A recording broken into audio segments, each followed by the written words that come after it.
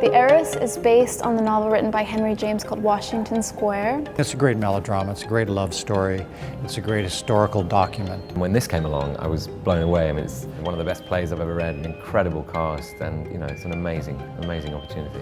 What's been really thrilling is that although we all know Jessica Chastain from film, and we all know Dan Stevens from Downton Abbey and from television, Jessica went to Juilliard, and she's really a stage animal. And the same thing is true about Dan. Dan has a very long history of doing theater in England.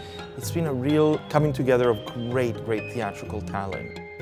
When you have masters like Judith Ivey and David Strathairn sharing the stage with Jessica and Dan, there is something really profound that happens, which is that there's this wealth of experience. After the great time I've had in film, to now be able to make my Broadway debut in a play that is so beloved and such a gorgeous character, it's an absolute dream. I think actors live for period pieces. It's so much fun to put on a period costume and walk a different way and carry yourself a different way. We also went to the Merchant House, which is on East 4th Street, which is a house that dates from the 1830s. It hasn't been remodeled or retouched, all the way to including the furniture. For a lot of the cast, they'd never seen a servant's quarters before, and the little bells on the wall and all that kind of stuff.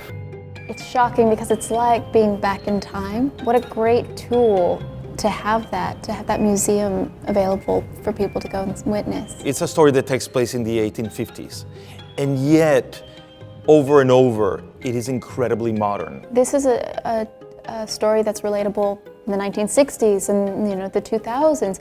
It'll be relatable even 30 years from now.